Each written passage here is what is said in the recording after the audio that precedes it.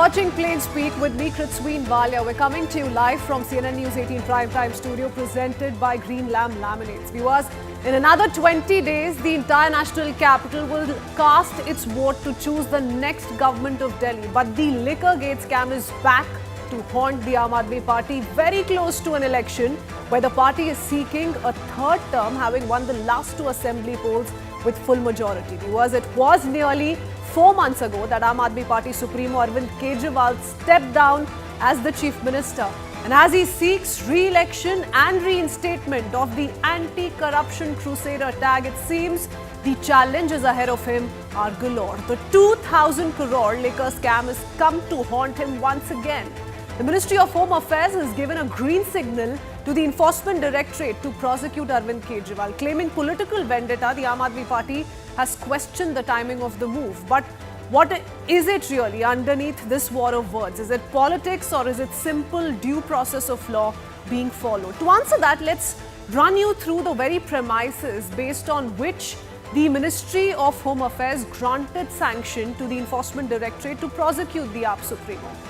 Let's take you through what we know so far. The first big premise, the move comes months after the Supreme Court in the order, which was in the order on 6th of November 2024, said that the ED also has to take prior sanction like the CBI to prosecute under the criminal procedure and money laundering cases. Furthermore, the framing of charges against Kejriwal in the excise policy case was pending in the absence of the sanction. The nod will now pave the way for changes to be framed against the accused in the case, including Arvind Kejriwal. Moreover, the Delhi Lieutenant Governor, Mr. V.K. Saxena, had also last month given his nod to the agency to prosecute Arvind Kejriwal much before the MHA nod. The CBI, remember, got the sanction for the same in August 2024 in a parallel corruption case related to the same excise policy scam. So from kingpin of the scam charge to the kickbacks allegation, Kejriwal is facing grave and scathing charges according to the charge sheet submitted by the Enforcement Directorate. Let's run you through some of those key takeaways of what we've been able to find out through the course of us going through the charges. Kejriwal is the kingpin and the key conspirator, the main conspirator of the scam. That's the big charge leveled by the Enforcement Directorate. Furthermore, Aam Aadmi Party leader Vijay Nair acted on behalf of both Manish Sisodia and Arvind Kejriwal. Kejriwal was also in touch with one of the main accused, Sameer Mahendru. That's another allegation that's been leveled by the Enforcement Directorate. And furthermore, the ED also of the opinion that Arvind Kejriwal asked the accused, Sameer Mahendru in this case, to work with co-accused Vijay Nair over a video call conversation. Kejriwal was also part of the plain coordinated conspiracy by AAP Neta Vijay Nair in the South group. Remember, the South lobby has also played a key role as per the allegations that have been investigated by the Aam Aadmi Party. Speaking of the South group, K. Kavita, the ED says, orchestrated a deal with Arvind Kejriwal and Manish Sisodia, both the AAP leaders. And in exchange of kickbacks, K. Kavita had access to policy formulation details and process. All of this finds a mention in the charges that have been framed by the Enforcement Directorate. Furthermore, ED says this is part of a conspiracy, and the part of the conspiracy also included giving wholesale profit of 12% to certain private firms. And the conspiracy led to stream of illegal funds in form of kickbacks and wholesalers for the Aam Aadmi Party, and that the Aam Aadmi Party even routed 45 crore of the 100 crore kickback for Goa campaign. 45 crore was used to fund elections in Goa. And in the wake of these charges, what really lies ahead for Kejriwal is something that is being looked at very eagerly, especially by the Aam Aadmi Party. So let's get you all those details. Kejriwal will face prosecution soon, as the trial is still at the stage where documents are being scrutinized. How soon? We'll take that up through the course of the debate. But ED can now frame charges against Arvind Kejriwal. The process, however, will begin only after the document screening process is complete. And the Delhi High Court, remember, will also begin hearing then on the legality of the charge sheet against Arvind Kejriwal and Manish Sisodia. So as ED gets ready to prosecute Kejriwal and Aam Aadmi Party questions the timing of the move, is this limited to politics, we ask, or is this actually about investigations around the liquor gate and just that? And what will be the repercussions of this legal action, this legal move on the mega Delhi battle. We'll decode all of that in just a bit. First up, the reactions so far.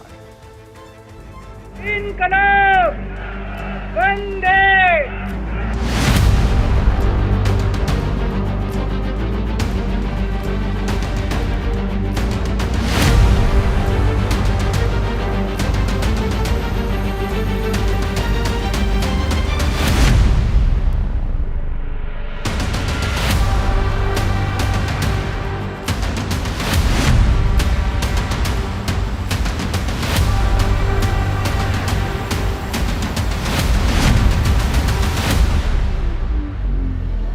वो उस तरह से चुनाव लड़ रहे हैं, हम इस तरह से चुनाव लड़ रहे हैं। हाईकोर्ट ने भी कहा कि आपने जो सीएजी की रिपोर्ट छुपाई है और कहा आम आदमी पार्टी और केजरीवाल से, इसमें आपकी बेईमानी दिखती है। बड़ा दुख की बात है, शर्म की बात है कि एक आदमी जिसको दिल्ली के लोगों ने 3 बार जिताया, वो अपना शीश महल बनाने में लग गया, मगर उसने दिल्ली के लोगों को दवाई नहीं दी और हजारों लोग मर गए दिल्ली में।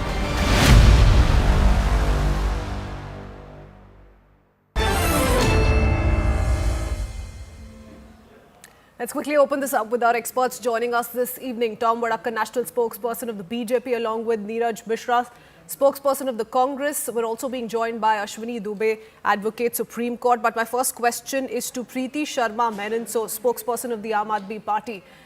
Gentlemen, and Preeti, thank you so much for taking out your time. Preeti, my first question to you is that now that the MHA has given a nod to the Enforcement Directorate to prosecute Arvind Kejriwal, what lies ahead is important. But I also want to ask you this. Through the course, of the legal battle that was being fought by the Aam Aadmi Party for Arvind Kejriwal's lawyers thoroughly maintained that a CBI sanction does not automatically mean that the Enforcement Directorate can also go ahead with its own trial. Now that the MHA has given a nod to the ED to prosecute, what will you say?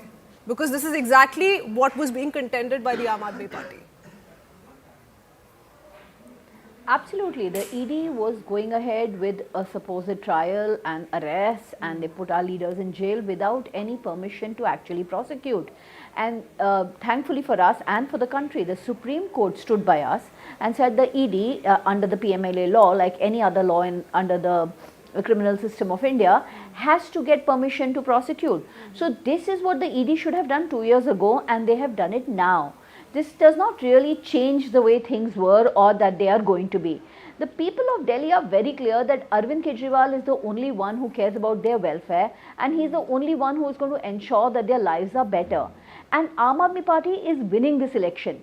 Now the BJP, in its desperation in order to ensure that they have something, they don't have any work to show, their MPs have not worked over here, the central government has been involved in actual demolitions all across Delhi, the central government police has been completely neglectful of the deterioration in law and order. So BJP, having abysmally failed in the areas which they look after Delhi, they don't have any issues to talk about. So they have to keep creating headlines.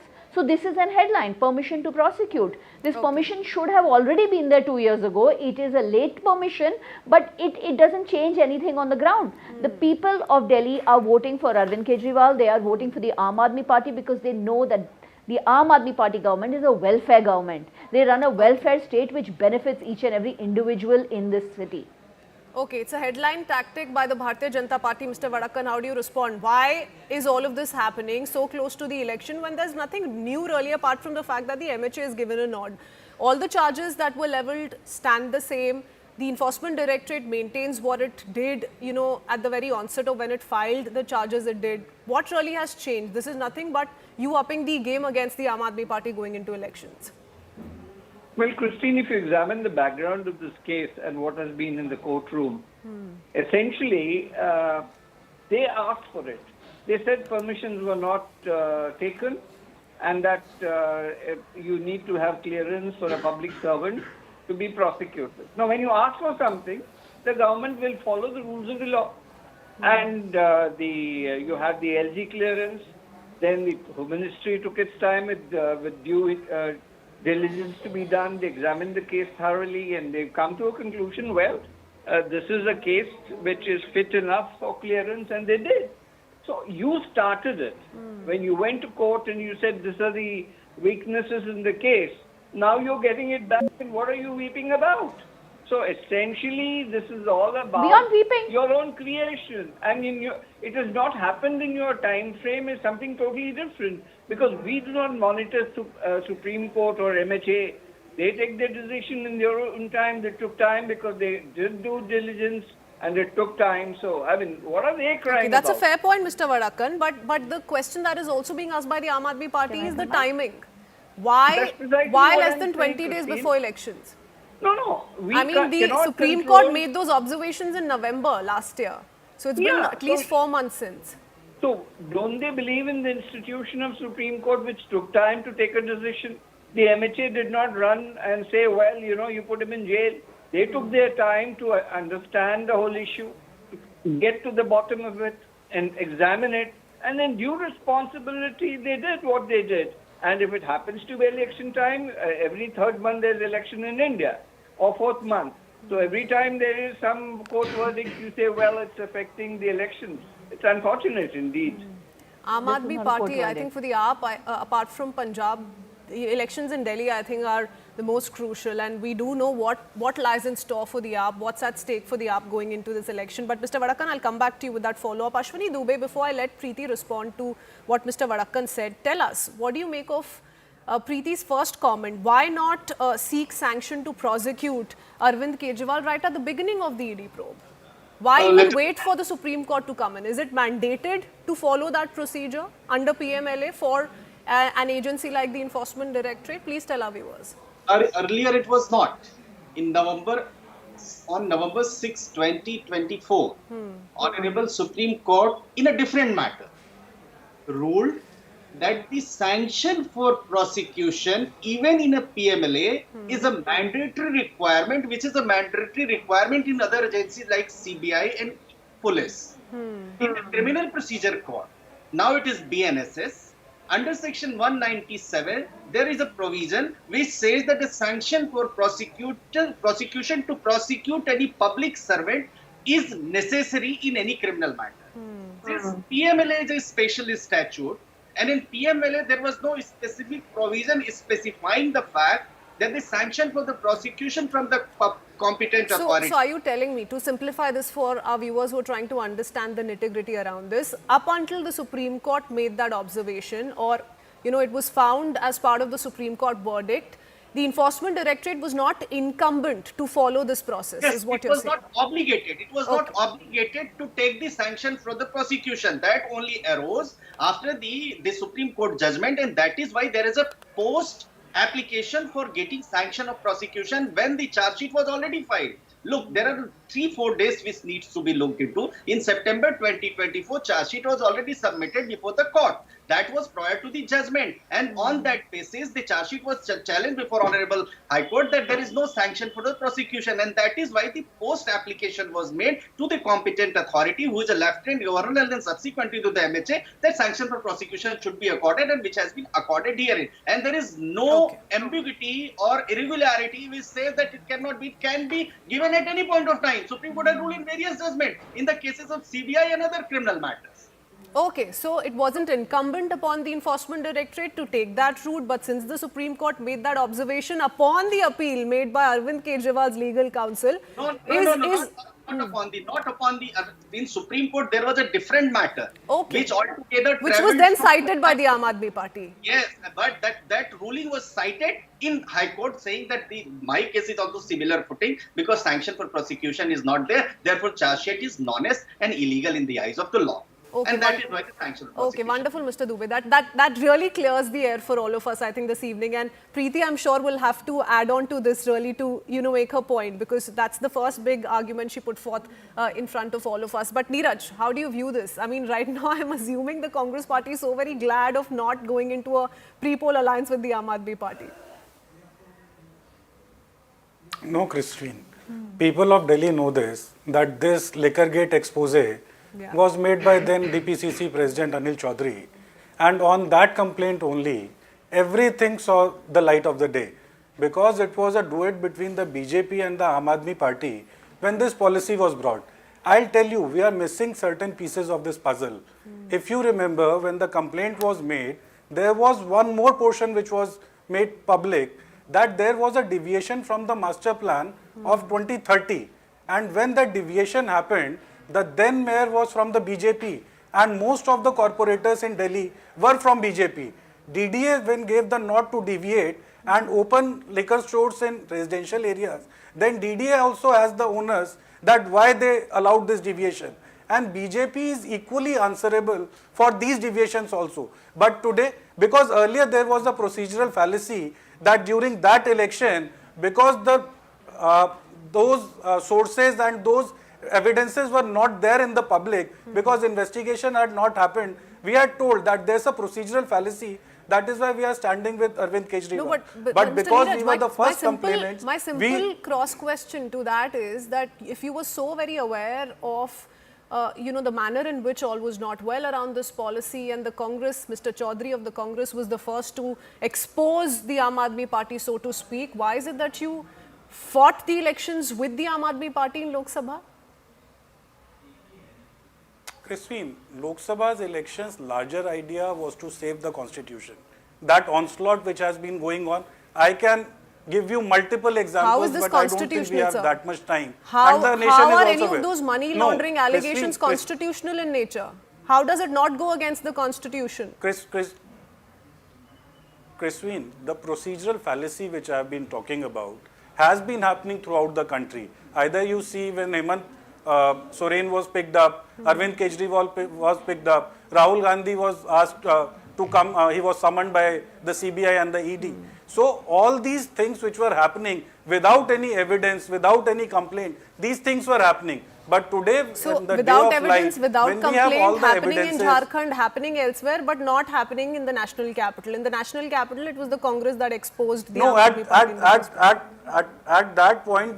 At that point, we had given all the complaints that this is happening. The agency was supposed to investigate, but in order to collect the evidence, what they did that procedural flaw, which was basically what Mr. Dubey was saying, that PMLA 2017, the amendment which they had brought, it had given a lot of power to the agencies that they could prosecute anybody without any permission. And when that Supreme Court judgment came, when it said that they have to take this order and they have to take permissions, now that the procedure is being followed, we cannot say that this is now a procedural fallacy or a witch hunt against Aam Aadmi Party is happening, because now the agency is actually going by the norms which are prescribed under the constitution. Okay, I really like how you put that, Mr. Neeraj, and to Congress's advantage, to be fair to you. But Preeti, how would you respond to that? The fact of the matter here is, Preeti, that given that we're so close to Delhi elections, had the Aam Aadmi Party, and we're all talking in the realm of speculation this evening, had the Aam Aadmi Party emerged victorious, if Arvind Kejriwal was to be the next Chief Minister of the national capital, Aam Aadmi Party would have a strong point to make in seeking, or reversing the bail conditions around Kejriwal's involvement in this particular case, and that's not happening, it seems, anymore. So it is a setback to the Aam Aadmi Party. No, I don't. I think all that is a matter of speculation. Coming back to what I said, it still holds. The principle of justice says that they had to take permission before. ED was taking just a loophole. They were taking advantage of a loophole by going ahead and prosecuting opposition leaders without permission. And we can, thank the Aam Aadmi Party that because of us, a lot of reform has come in. ED is now forced to take permission before going after elected representatives. Not only that, bail has now become a matter of natural justice given even to people who are, PMLA law has been used as a draconian force to put opposition leaders in jail. The missing prosecution sanction was cited by the Aam Aadmi Party, Preeti. The limited point I'm making is that this missing prosecution was cited by the Aam Aadmi Party. Now that the MHA has given its nod and the Enforcement Directorate is simply taking the process forward, why are you going after the BJP, calling it ill-timed? That's my pointed small question. We are not going after the BJP at all. In fact, that is where I wanted to come in. The gentleman is saying we are beeping. Do I look like I'm beeping? I'm smiling because you know what has happened today? I'll show you what has happened today. Parvesh Verma has been caught on video distributing shoes to people. He's been caught on video. An FIR has been lodged against him. Since the beginning of this election, we are saying that BJP is distributing money, they're distributing freebies, they're distributing bed sheets, they're distributing saris. Here he's distributing shoes. And finally an FIR has been lodged against it. This is real criminal behavior. This is an absolute violation of the Model Code of Conduct. This is a violation of our democracy. BJP has been involved in voter manipulation, they've been involved in distributing freebies. Here, Aam Aadmi Party is the only one who is standing and fighting a fair and free method of, fighting an election. The BJP is violating everything. So these are the violations that are worrying people. People are not worried about the so-called liquor scam, and I'm glad that the Congress admitted that they are in cahoots with the BJP, in trying to make this spurious scam stick on the Aam Aadmi Party, but it did not stick. The people of this state love Arvind Kejriwal. They know that if anybody, if the Congress or the BJP, and they've seen them in power in the past, they've done nothing for the poor people. They've done nothing for the last man, ever. So they've never done anything for the last man. Just yesterday, BJP was demolishing, poor people's homes in Ghaziabad. So I think that it is absolutely clear to the people of the state that Arvind Kejriwal is coming back. It is clear to the BJP, and that's why these desperate attempts. No, I already see where this is trying headed. To link some Preeti, I already see where your arguments are headed in terms of a retaliation, because the BJP is going to say that the election commission so far has not admitted that as proof enough against the Bharatiya Janata Party, that they've in fact put things on record, placed everything on record, and you're going to say the election commission is acting in a biased manner. So I already know where this is headed. But before I go across to Mr. Dubey, they've lodged an FIR against Parvesh Verma. They have lodged an FIR, the election commission. We are grateful to them that they have taken the first step and lodged an FIR against Parvesh Verma, and the BJP should be acting against him, because their candidate in the New Delhi constituency, there's been an FIR lodged against him for distribution of freebies to people in order to win their votes. So I think that this is out there, open and clear, that the BJP is not fighting a fair election. That is the issue today. The issue is not this liquor gate which the Congress and the BJP have created in their air-conditioned so I'll quickly let Mr. Vadakkal respond. Mr. Vadakkal, please respond. Well, it's very interesting that they've caught Mr. Parvesh distributing shoes from all. He's earlier said that he's been giving shoes to his NGO, whatever it is. If an FIR is filed, let the police investigate and find. After all, what is an FIR? FIR is just investigating the fact of whether an incident has happened or not.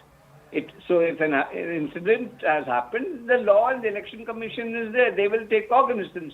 Don't you worry about that. But I want to draw your attention, Christine. No, I will be worried about that.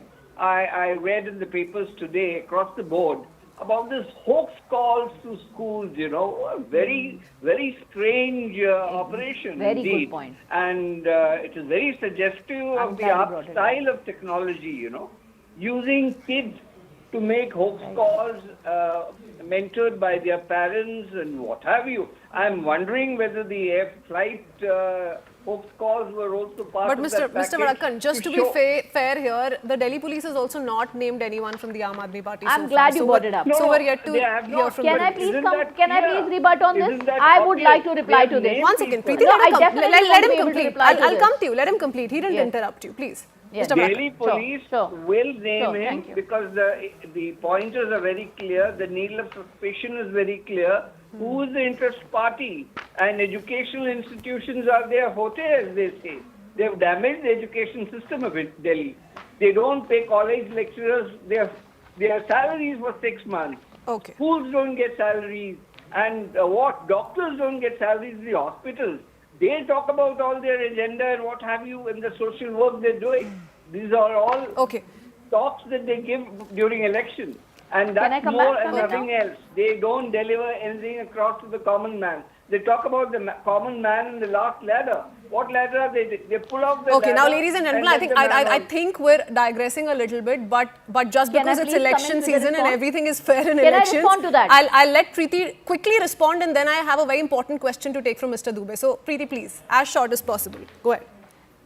Yes, please. On 1st May, a Delhi school received a hoax call. 1st May. It's been nearly 10 months. And now, not the police commissioner, but a BJP spokesperson comes and makes some fantastic allegations that some child somewhere, some juvenile, is associated with some parents, his parents are associated with some NGO, that NGO is associated with some people, this is headline management of the BJP. I'll tell you what all hoax calls have been there. There have been hoax calls in Tamil Nadu schools, there have been hoax in the last 6 months, okay? No, but there have going been by hoax that calls in logic, Gujarat, Preeti, there have the been logic hoax that calls you in given Rajasthan. earlier, No, they'd just also one say, minute. Let me they'd just make my also small say point. that the manner in which these Let me make repeated my hoax small calls point. are being made could be part of a larger conspiracy going into elections, because law and order is a It state is subject, but definitely. here it falls under the central government. No, I am saying that's what I'm trying to say. The central government has been sleeping on these hoax calls or actual calls. There have been calls made on single days threatening 90 planes. 60 planes, 18 planes. I have the data with me, I can share it with you. There have been calls made to the Mahakal temple. There have been calls made to the ISKCON temple in Tirupati. There have been calls made to the Prem Mandir in Vrindavan. Okay, I think all your points, both Preeti and Mr. Vadakkar, have been duly conveyed to the viewers, and this is really not the debate that we're taking forward today. So, Mr. Dubey, to quickly come back to what we were discussing a little while earlier, what does this mean for the Aam Aadmi Party going forward?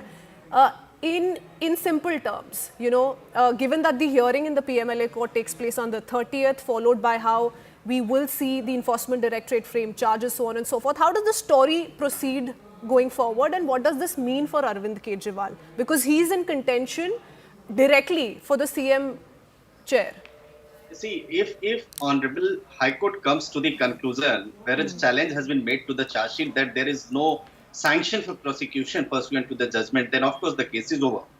But if High Court says no, they have been granted permission, and Supreme Court judgment came later on, and that pursuant thereto they have the Enforcement Directorate has applied it, and therefore the sanction of prosecution is right in true letter and spirit. Then the case will proceed for trial before the learned special court, or the Arvind Kejriwal, either party, if loses or wins. And how soon can that happen? How soon can the trial commence, and what bearing will it have on the future of Arvind Kejriwal if the Aam Aadmi Party were to win the elections? Trial, it cannot be before 8th February. In any case, it will take time, and there the conditions still will hold till the time. See, one thing is very clear, that Mr. Arvind Kejriwal cannot, unless the Supreme Court modify, review or amend its order, he cannot go to the Chief Minister's place. He cannot take oath as a Chief Minister. Yes. The bail condition are not against the Chief Minister. Bail condition are against Mr. Arvind Kejriwal. So law is very much clear on this aspect. So unless and until those conditions are varied, amended or modified, he cannot take oath as a Chief Minister. This is one. Point number two, so That's far not as true. what That would is be not true. I'm sorry. No, but it is. That's exactly, Preeti, why he had to step down That's as not the Chief correct. Minister in the first place, No. because there were certain conditions No, that had no, to be followed. no, But that's all the time I have, Preeti. There Unfortunately, is I can't only take one this main forward. condition. Okay, 15 seconds, quickly, yes. There is only one condition, that he cannot sign files which will go, he can sign only those files which will then be approved by the LG. All the files that the Chief Minister signs go to the LG. He's not going to be able to go to the Secretariat, so on and so forth, which no bars him condition from that says carrying out his official responsibilities. There is And so he should rightfully step down, because No, then you're nothing denying the bars him people from of carrying out his Delhi what they responsibility, truly and deserve. nothing bars him from taking oath as the Chief Minister. There is no bail condition that says that he cannot take oath Okay, as so the we'll Chief tweak Minister. that a little bit, Mr. That is not Dubey. true. That For is now, not correct. we'll settle on tweaking that a little bit. Preeti, thank you for joining us this evening. Gentlemen, that's all the time we have. Thank you for that wonderful discussion. We head into a very short break. With that, on the other side of a quick break, we talk about the latest comment that's been made by Rahul Gandhi, who's once again triggered a storm, this time with his fighting the Indian state remark. We'll tell you all about that on the other side. Be right back.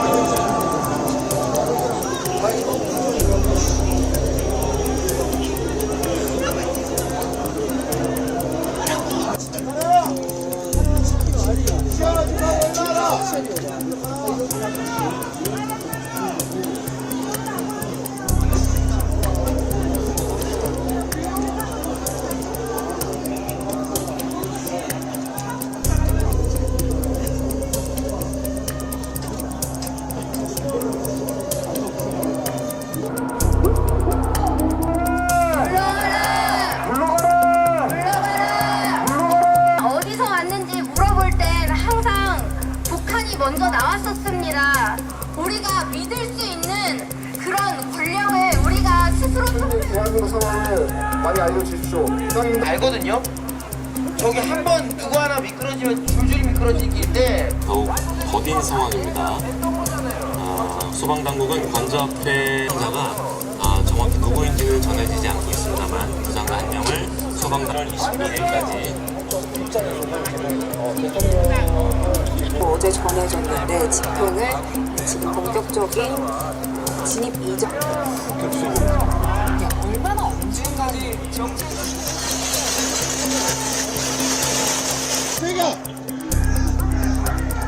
내란 속에 밟아 버려 윤석열이나 밟아 내란 속에 밟아 윤석열이나 밟아 저기야 내란 속에 밟아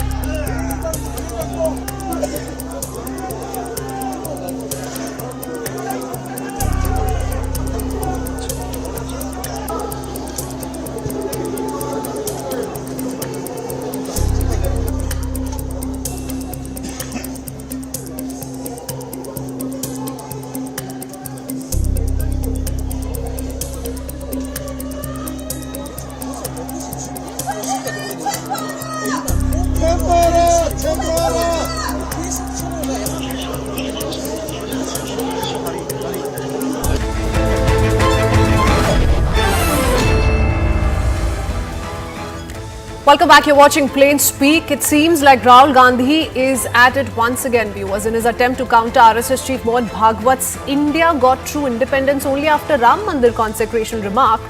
Leader of opposition in Lok Sabha, Rahul Gandhi, has been seen as taking an anti-India position. Rahul Gandhi said that his fight is against the BJP, the RSS and the Indian state. So when Rahul Gandhi says he's fighting the Indian state, what really is he fighting? The Indian state comprising of 28 states, 8 union territories, or the citizens living within the territory, or the institutions governing the state? Or is it the Indian government further bifurcated into the executive and the legislature? Let's break down his counter to understand better. Now, RSS chief Mohan Bhagwat had said that India's temples and religious structures were targeted by invaders in a bid to destroy India's pride. And responding to that, Rahul Gandhi says that we're now fighting the BJP, the RSS and the very Indian state itself. In response to Bhagwat's message of national resurgence, Rahul Gandhi said BJP and the RSS are together capturing every institution in the country. Furthermore, hitting back at Bhagwat's Ram temple marks India's real freedom comment, Rahul Gandhi attacked the centre, saying that those in power do not believe in the tricolour or the constitution. And urged by Mohan Bhagwat's message on spiritual awakening, Rahul Gandhi said that what Mohan Bhagwat has said amounts to treason and that the RSS chief would have or should have been put behind bars, and the same would have happened if he were in fact in any other country. But this is not the first time, viewers, that Rahul Gandhi has stored an anti-India line as is being spoken of or raked by the BJP. Berating India on foreign soil has been a recurrent for the Gandhi leader. From United States in September 2017, when Rahul Gandhi alleged that the idea of non-violence is under attack, to claiming that India is unable to deal with the crisis that the blue-collared is facing during an event in Malaysia, this was not too long ago, 2018, and alleging that the idea of plurality is being challenged in Singapore in March 2018, once again made against India itself. Or while addressing a convention of NRIs in Bahrain in 2018, once again, when Rahul Gandhi appealed to the NRIs there to protect the idea of India. Furthermore, in May 2022 in UK, Rahul Gandhi said that the soul of India is under attack from the BJP and a soul without voice means nothing. And what has happened in India is that the voice has been crushed. And lastly, in 2022, in UK once again, where he's alleged that nation is a Western concept and India is not a country but a union of states, he repeated the same comment once again during his September 2023 visit to US. So is Rahul Gandhi really fighting the Indian state? Whose cause is he speaking for? We'll take up all of those questions in just a bit over the next few minutes. But first up, the reaction so far.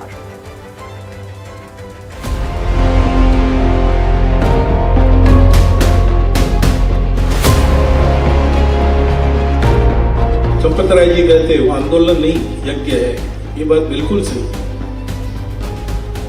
ये शुरू इसलिए नहीं हुआ था किसी का विरोध करना है। The BJP and the RSS have captured every single institution of our country. We are now fighting the BJP, the RSS and the Indian state itself. मैं मानता हूँ किसी की अज्ञानता की कोई उत्तर नहीं हो सकता। It is our misfortune that we have a part-time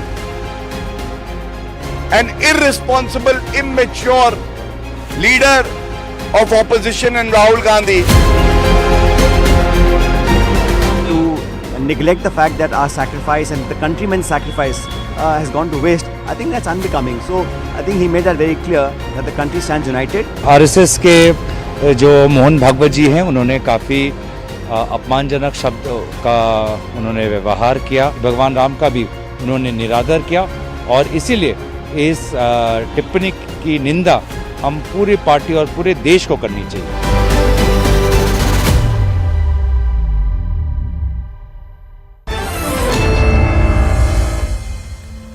Tom Varadkar, national spokesperson of the BJP, continues to stay on with us for the second debate as well. Joining him on the broadcast is Arshpreet Khadial, spokesperson of the Congress. A very good evening once again to both of you. Arshpreet, you know, this is new trouble, not just for Rahul Gandhi, but I believe elections, another political comment that's been made by him while he was taking pot shots at the BJP and the RSS. But why mention the Indian state? Well, number one, we condemn what Mr. Mohan Bhagwat said. Number two, he ought to take his statement back, apologize for it, and he ought to be prosecuted. As far as the Bharatiya Janata Party's propaganda is concerned, when they have no answers to the questions, to the allegations, to the accusations, they always try to deflect, dodge and divert. And that's exactly what they're trying to do. By twisting the statement of Mr. Gandhi meant the Bharatiya Janata Party's government. Number two, what we need to understand is that Mr. Mohan Bhagwat has undermined, has disregarded the sacrifices made by our freedom fighters, the lives that were laid down to get independence. He has mocked and humiliated all those freedom fighters who have done so much for our country, because of whom we are breathing today. And the Bharatiya Janata Party, instead of prosecuting him, taking an action against him, has rather tried to turn the table towards the Congress party. I want to ask the Bharatiya Janata Party one thing. Mr. Mohan Bhagwat, back in the day in September 12, 2017, had also said, amend the constitution, align it to the Indian value. Then, on January 1, 1993, the RSS published a white paper, denounced the constitution as anti-Hindu. And number three, Mr. Mohan Bhagwat had also spoken about reservation when he said he was given an interview to organizer and Panch Janaya. And he said reservation needs to be reviewed. I mean, time and again, such statements, such actions have been witnessed, and no action has been taken at all whatsoever. Which then, okay, you say Mohan Bhagwat ought to be prosecuted. What about Rahul Gandhi? And in which rule book? No, one second. In which rule book, Ashpreet is what I'm trying to ask. Does the Indian state amount to the government of the day? Number one, answering your question. It is an irresponsible comment. I am sorry. What is irresponsible is saying that what we have is not real independence. I mean, was Mr. No, I'll go to Mr. Vadakkan for that. But please answer my limited question, Ashpreet. I'm answering your question. No, I'll take your question, but you're not answering my question. Allow me to, Ms. Valia. I'll answer your question. I told you the state is basically the government. That's what it is, and that's what he meant. Has been clarified. Ashpreet, the Indian state is actually governed by the president of the country. If we actually go by facts. No, 1 second. The executive head is the prime minister. It's not the president who's the executive head of the state. Let's understand that. Number two. And the prime minister is the prime minister of the whole country, not of the BJP. And one more thing. Of course he is. And you should also know that the president acts on the aid and advice of the Council of Ministers, which is of the Bharatiya Janata Party. And number two, the important part here is that the Bharatiya Janata Party has not even issued a clarification. They need to tell us, was Mr. Bhagwat trying to suggest that the Bharatiya Janata Party was ruling as a dictatorship? That the Bharatiya Janata Party was being Tanasha and not democratic at all? Is that what he is trying to say? Because the Bharatiya Janata Party has been in power for the last 10 years, and this statement goes on to suggest that the Bharatiya Janata Party was not ruling as in independence, that the Bharatiya Janata Party was being dictatorial. And number two, the Bharatiya Janata Party needs to tell what their stand is on this. Will they stand by what Mr. Bhagwat said? Do they also believe that we did not get real independence in 1947 and the sacrifices and everything? Okay. So you stand by what Rahul Gandhi said. You see no wrong in it. No red line clearly being drawn by the Congress party. Mr. Vadakkan, questions being asked by Ashpreet. How do you respond? Well, it's a very interesting argument that one hears from the Congress spokesperson. He says he meant that and not this. I mean, that clearly indicates that the world at large has understood what he has said. And the spokesmen refuse to believe what they hear. And they have that script from the Congress party office, probably from their headquarters right now, that, well, you go out there, defend, and what are they talking about? They are talking about treason. Please examine the Indian Penal Code or other issues. What are the implications of treason? Do you have any idea? And who is eligible to be called into a treasonable offense? Is there a man who signed an MOU with a particular country? Or is it somebody who goes and has conspiracy angles with Soros and company? Or is there a gentleman who goes and abuses our country abroad every time he visits any country? Is that treason, or what Bhagwatji said, which he said, true independence? Do you remember Tilakji, when he went for the movement? It was the religious movement that started it off, that triggered it off. You talk about your fight for independence, but that real start was with Tilakji, and that was a religious formulation. There was a regeneration of a religious majority that came into play to understand what was happening in India. That is the historical reality. Bhagwatji has talked about religion contributing to a majority community, yes, to realize that they have a freedom. They have a freedom to have a Sri Ram Mandir in Ayodhya. And that is nothing wrong about it. What did Gandhiji say? You have not achieved freedom till you have economic freedom. So these are different phases he says true freedom. And true freedom, what is reasonable about it? But the question is, who can be charged against sedition. The charge is very serious. And Mr. Rahul Gandhi as an LOP must stand up and get counted. And get counted on his behavior nationally and internationally. The Congress spokesman must come clean today and tell the world at large what are the connections, the family connection that is with Soros. And what is this whole thing about regime change? Why is there a representative from the Congress party going to Islam for help to change the government? I'm referring to Mani Shankara here. Why is there such permission given to Congress leaders? And why is this split language being used? That they are talking about treason? And it is unreasonable that these very people who conduct treason are, blaming others for treason. And this is something this country will not take. Ashpreet, there's a larger problem here.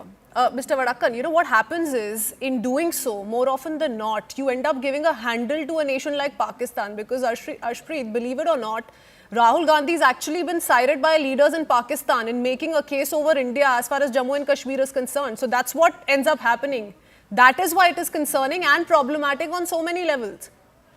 Well, now that you talk of Pakistan, we all remember that our Honorable Prime Minister, Mr. Modi, went to Pakistan to wish happy birthday to the former Prime Minister of Pakistan, Mr. Nawaz Sharif. And he went there, had Kashmiri chai with him, had biryani with him. So did the External Affairs Minister not too long ago, Ashpreet. There are official engagements that need to happen. I'm talking about things that you say that don't favor your nation, but favor a neighboring nation, which is being seen as an adversary. Of course, I've understood your question. Now allow me to answer, please. You said official engagements are there. Wishing happy birthday to Pakistan's Prime Minister was not an official engagement. He allegedly went there unannounced, did something which was against the protocol, sat in his chopper, being the Prime Minister of India. And number two, we need to see one thing, that the BJP spokesperson has not answered a single question. Does he support the RSS white paper that was published in 1993, which denounced the constitution as anti-Hindu? And it did not just stop there. It further said, it outlined the kind of polity that they wanted to be established in the country. And it said that the constitution is contrary to the country's culture, character, circumstances, situation, etc. It is foreign oriented. Ashpreet, can I make a small appeal and really not try and take this debate back to what Mohan Bhagwat said? We've done that all day long yesterday. We've asked BJP the questions we had to. Whoever had to distance themselves from those remarks, they've done it. And I'm saying it in as many words that if Rahul Gandhi were to go against the RSS or the BJP, he should feel free to do so. But why talk about the Indian state and Congress's fight against the quote-unquote Indian state? That's my limited question. That's the only thing I'm asking. And I'll answer your question. See, the unfortunate thing about the Bharatiya Janata Party is that they are trying to change the definition of democracy. In a democracy, the questions are asked to the government, not to the opposition. If they still want to be asking questions, they should resign from the government, come in the opposition, then ask us questions, because that's what you always do. Because Mr. Modi in the last 10 years has not held a single press conference. There are so many questions, thousands and lakhs of them, and there are no answers by the Bharatiya Janata Party government. And when questions are asked, they try to put it on us, on the opposition. Opposition does not have the responsibility to run the country. Opposition does not have the responsibility to look after 140 crore. How is it any better, Ashpreet? I'll let Mr. Vadakkan respond. I'll not come in his way. But how is it any better to hold press conferences one after the other on foreign soil and ask whether or not a Sikh in India will be allowed to wear a turban? How is that any better?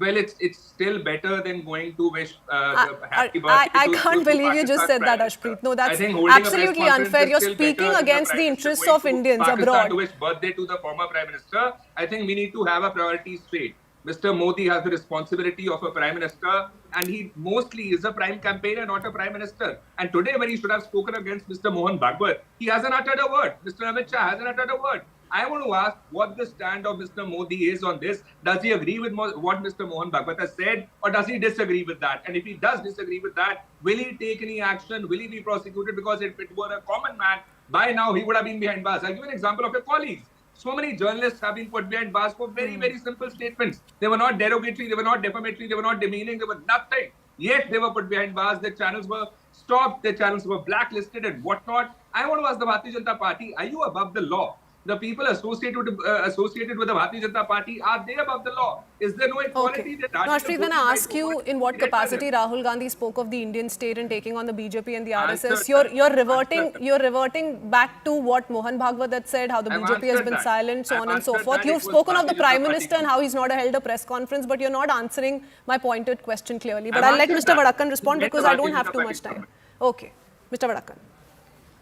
I think our Prime Minister, Honorable Modi ji, has been talking to the press. Unlike what the Congress party's LOP has been doing, he's been having interviews across the board, top level editors who come to his house, and his interaction is well known. Now, as to the question of what Bhagwat ji said, I, as a Christian today, say that he said the right thing. Right to religion is a freedom, and every Hindu has a right to have a temple in Ayodhya. If he says that is freedom, I think I agree with it, and every soul in India will agree that religion is a right. If Rahul Gandhi has a woke culture to stand by, that he may have. But let me tell you very categorically, every Hindu, Christian has a right But Mr. to Vadakkan, worship. then the Congress is going to say, if Mohan Bhagwat is going to go by his own idea of when India attained freedom, then Rahul Gandhi is as free to interpret his own idea of what the Indian state is. No, the issue here is Indian state. We are Indians, and if he is going to war with millions of Indians, the government apart, is the Indian state he has talked about, and that there is evidence to it. MOU signed, Soros connection, the language is used abroad against the Indian state. Constitution has been murdered, or whatever he calls it, democracy has been murdered. These are issues that he has gone and spoken as NLOP. And then he sent a special messenger, Manishankar Iyer, how to dislodge a government. If this is not regime change, if this is not sabotaging the Indian government, if this is not a war against the Indian state, tell me what is, Christine.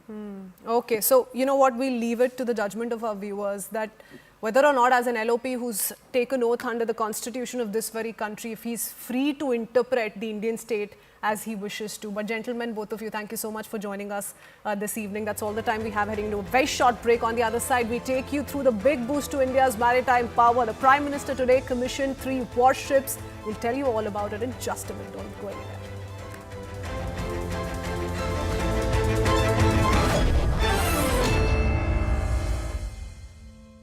Co-powered by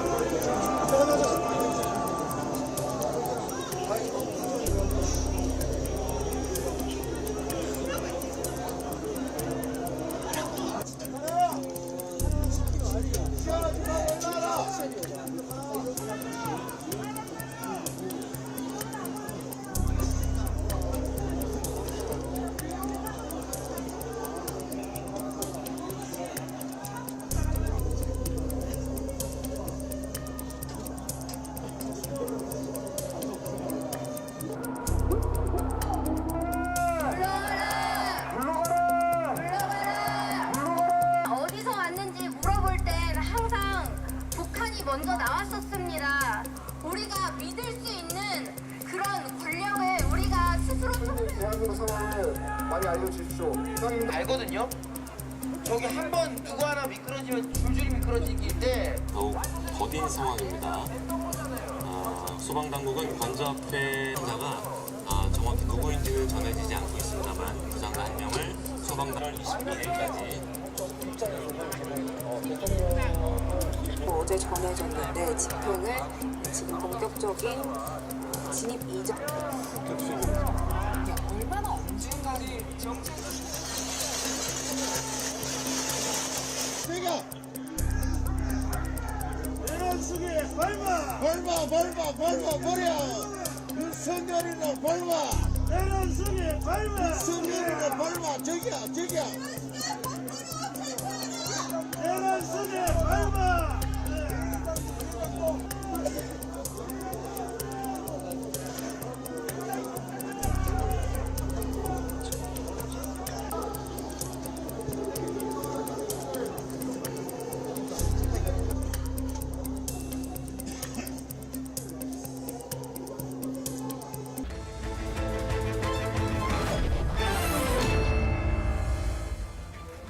Welcome back, viewers. In a big boost to India's naval power, Prime Minister Narendra Modi dedicated 3 frontline naval combatants, INS Surat, INS Nilgiri and INS Bakshir, to the nation in a ceremony in Mumbai earlier today. With the arrival of INS Bakshir, a hunter-killer submarine, INS Surat, a guided missile destroyer, and INS Nilgiri, a stealth frigate, the Indian Navy is poised to strengthen its maritime presence, acting as a deterrent to adversaries like China and Pakistan. The Prime Minister further asserted that India is emerging as a major maritime power in the world, and the expanding shipbuilding industry will help in the Atmanirbhar Bharat Abhiyan.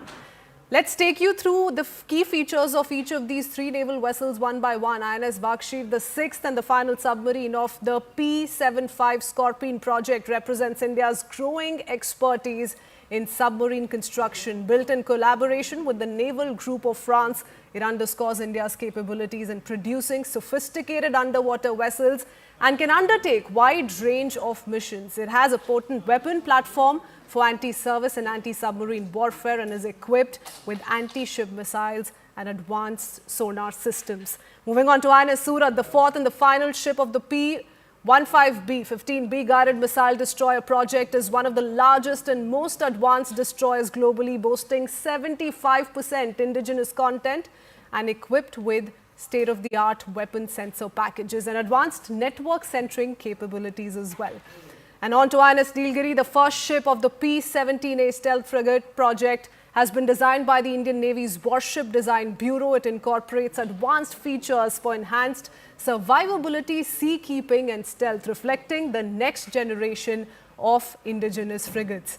With the addition of these 2 warships and a submarine, India now has 130 warships, while China has 370 and Pakistan just 2. In comparison to China's 70 submarines, we have 19, Pakistan has just 8. And when it comes to corvettes and frigates, we have 18 and 14 respectively, while China houses 72 and 47 and Pakistan has 9 of each. This takes the total and India's total fleet strength to 294 in comparison to China's 754 and Pakistan's 114. So that's a little bit of a comparison in relation to where India stands as far as its naval prowess is concerned. That's all from me in this edition of Plain Speak. Thank you so much for tuning in. Time for Anand Narsimhan on the right stand. Green Lamb Laminates presents CNN News 18 Primetime Studio.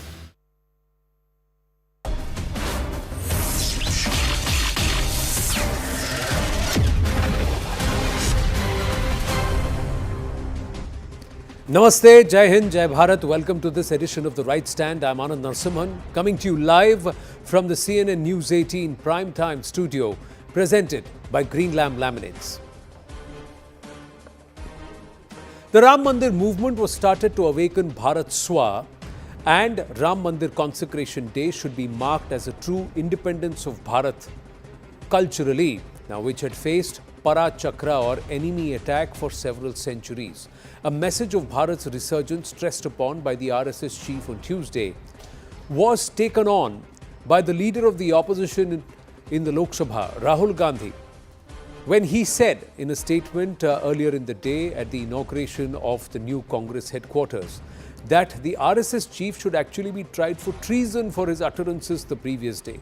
Rahul Gandhi didn't stop there. He went on to say that he should be arrested for his remarks. And then came the remark that actually triggered a mega storm. Rahul Gandhi said, we are not just fighting the RSS and the BJP, but also the Indian state. The moment this comment, this was the fag end of his address to the Congress workers in the new Congress headquarters. The moment he said this, well, all hell broke loose. The BJP lashed out at Rahul, saying that his remarks reflect close links with urban Naxals and the deep state. The Congress defended Rahul Gandhi, saying that he was trying to stress on a decline in the reliability of organizations such as the Election Commission and the investigative agencies like the CBI and ED. What does Mr. Rahul Gandhi mean by saying that he is fighting the Indian state? Is he declaring war on the government, the elected representatives of Bharat's voters, the elected government of Bharat's voters? Is he declaring war on the people itself then by default? Or is it a Freudian slip? Does this reveal Rahul Gandhi's real intentions? Is this a direct attack on Bharat's sovereignty? Or is Mr. Rahul Gandhi now saying that I am not fighting, we are as a Congress party not fighting a political party, but an overall ecosystem or an entity? Something that the current day government and the current disposition and the BJP blame the entire Nehruvian ethos of doing, that they created an ecosystem